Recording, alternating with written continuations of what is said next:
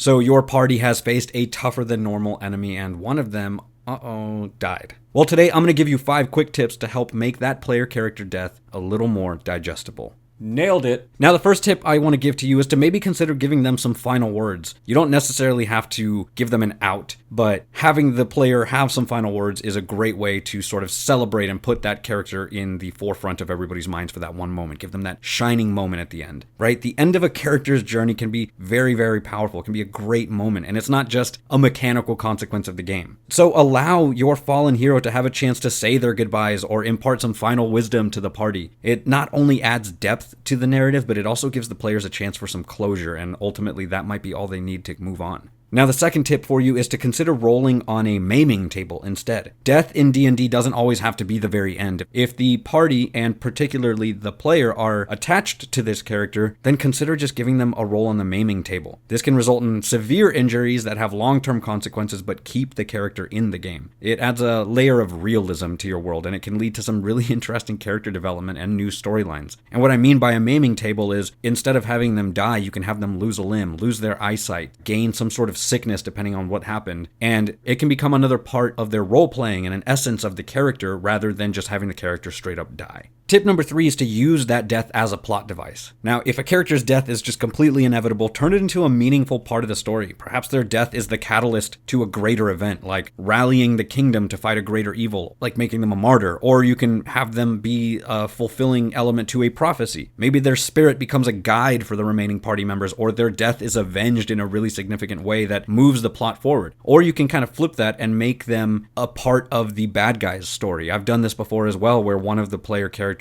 died, and there was a powerful devil that was working on getting himself a new vessel, and it just so happened that this character was the perfect choice. So what happened? The character died, and the bad guy came and took his body, and they later encountered that body being used as the vessel for their enemy. Now, what I would say is take that with a grain of salt, because not all players are going to be cool with you sort of puppeting their last character, but in this particular instance, I talked to the player and they loved the idea, so I rolled with it, and it really, really made the characters care more about seeing that enemy defeated and getting to save their long-lost friend and putting him to rest. And it really made the whole story just that much better. Tip number 4 is to offer a path to resurrection. Depending on the level of play and the resources available, resurrection may be an option for your party. This can involve a quest to find a powerful cleric, retrieve an artifact, bargain with a deity or powerful entity. That can be a really good plot device as well. Make the journey back to life an adventure in itself, like the search for Grog or something like that. And it can have its own cost and its own consequences. Or you can just let them resurrect the party member, but in my opinion, I think that healing magic really brings down the story, and I think that that's why a lot of DMs choose to have roles be involved as part of the resurrection process. I think it just adds a layer of depth that it's just not quite there in the way that D&D healing is written. And the last tip is to reflect and celebrate that character's journey, right? Take a moment in the game or after the session and talk between the players. Reflect on that character's journey, have a funeral, share some favorite memories, get some art made,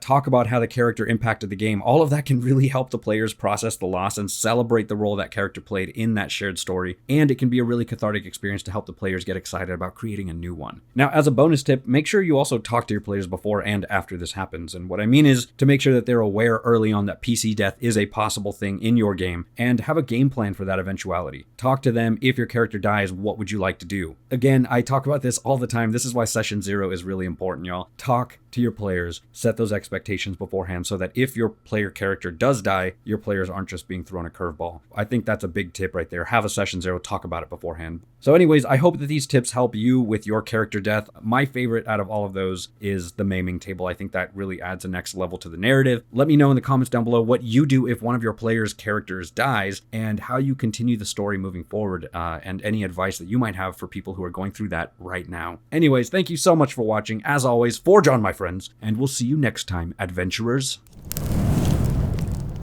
And now for some quick shoutouts. Spinesauce2687 says Tobias is playing the game at about 4:23. Also love the video, they're always great. Can't wait to see more. Super random, but Avatar is so cool. The design and vibe are just right. Thank you so much, man. I really appreciate that. Love to hear it. Everybody seems to think that my character is designed off of some video game character, and I have literally no idea who that is. Rifter7794 says Tobias on the trail of trials at 4:22. Is he waiting for his turn at dungeons, and more dungeons? Yes, exactly. The nondescript, non-copyright version of another famous TTRPG game. Darius Cummins Thorne says, 46 seconds in, Tobias must be hoping they drop a fish. He doesn't have to hope. He'll get it. Look how cute he is. He'll get those fish. He doesn't care. And if you are paying attention in this video, leave a comment with a timestamp of where you see Tobias, and you might just be lucky enough to get shouted out in the next video.